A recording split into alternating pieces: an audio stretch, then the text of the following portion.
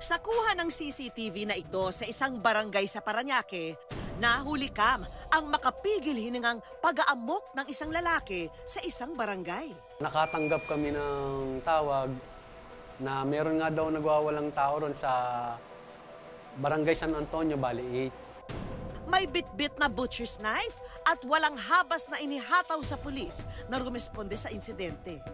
Takot na takot siyempre yung mga kapitbahay namin, mga tao dito. Lalo na't maraming mga bata po na mga naglalaro po dyan. Nagwawala po siya. Pagkaraan ng ilang saglit, pilit na sinalag ng pulis ang kutsilyo. At buong lakas na itinulak ang nag-aamok hanggang sa ito'y mapatumba na. Ang bida nating pulis, eto at duguan, pero nakatindig pa rin lumaban. Hindi niya inisip yung sarili niya. Inisip niya lang yung ibang tao. Ano kaya ang kinahinatnan ng insidente? At sino ang pulis na buong tapang na tumindig para sa kapwa? Ang bayaning pulis dito sa Station 5 sa Parañaque Police Station nakadestino. Siya si Police Staff Sergeant Carlo Navarro. Nung araw nung May 23, nakatanggap kami ng tawag na meron nga daw nagwawalang tao ron sa Barangay San Antonio, Bali 8. Si Police Staff Sergeant Carlo Navarro, kasamang isa pang kasamahang pulis, dumiretso sa nasabing lugar. Isang lalaking nag-aamok at nanggugulo sa komunidad. Pagdating namin sa lugar, naabutan namin yung tao na may hawak na basag na bote. Sinubukan pa raw nila itong awatin at pakalmahin, pero hindi ito nagpaawat at nauwi sa mas matindi pang mga eksena. Ngayon, nung nakita kami, bigla siyang tumakbo. Pagtakbo niya, nag-abulang kami. Pagdating dun sa kabilang creek, at nakapasok siya sa isang bahay, nakakuha siya ngayon ng patalim, yung tinatawag na butcher knife. Mas uminit pa ang tensyon. Lalo pat sa tulay kung saan na-corner ang nag-aamok, maraming mga residente, lalo na ang mga bata na posibleng madamay.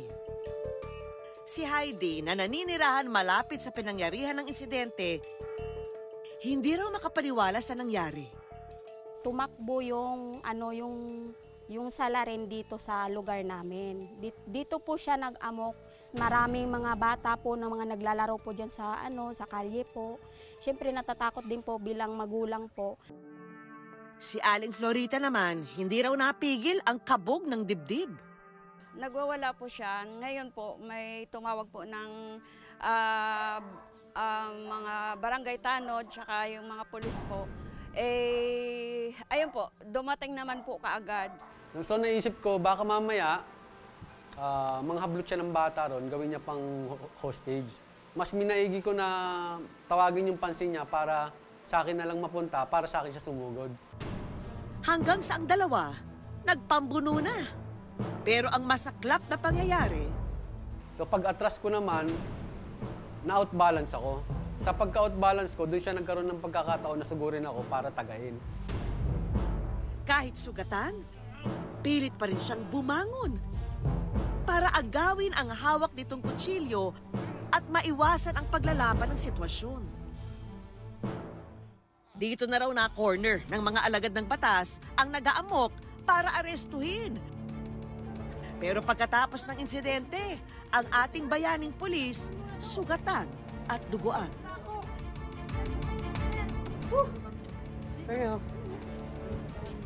Wala mga susi! Susi ka mo, susi! Talagang ramdam ko na yun na nahihilo na ako noon eh. Kasi sobrang dami na ng dugo na tumaga sa akin. Agad naman siyang dinala sa pinakamalapit na pagamutan. At ang good news, hindi naman siya napuruhan. Ang mga kabaro ni Police Staff Sergeant Carlo Navarro, saludo rin sa katapangang kanyang ipinamalas. Hindi niya inisip yung sarili niya. Inisip niya lang yung ibang tao. Mailigtas yung mga taong nandun sa lugar na yon. At kahit na magkaroon pa siya ng malaking sugat sa kanyang katawan, tiniis niya po yun para lang po may magampanan yung kanyang tungkulin. Dahil sa ipinamalas na katapangan at kabayanihan ng ating bayaning pulis, pinarangalan siya sa istasyon kung saan siya nakadestino. Maging ang good news, may munting tulong din pandagdag sa pambili ng kanyang mga gamot. Sobrang magiging alaala to sa pagsiservisyo ko sa aming organisasyon. Para sa akin, gumaan yung pakiramdam ko. At least yung nabigyan ng kahit man lang na importansya yung naging aksyon namin. Maraming salamat sa iyong pagsakripisyo ng buhay mo para sa kaligtasan ng lahat. Hanga po ako kay Sir Carlo kasi hindi lahat po ng tao isusugal yung buhay para po sa karamihan po. Pagpupugay sa iyo, Police Staff Sergeant Navarro, at sa marami mo pang kabaro na handang ibuwis ang buhay sa ngalan ng sinumpaang serbisyo.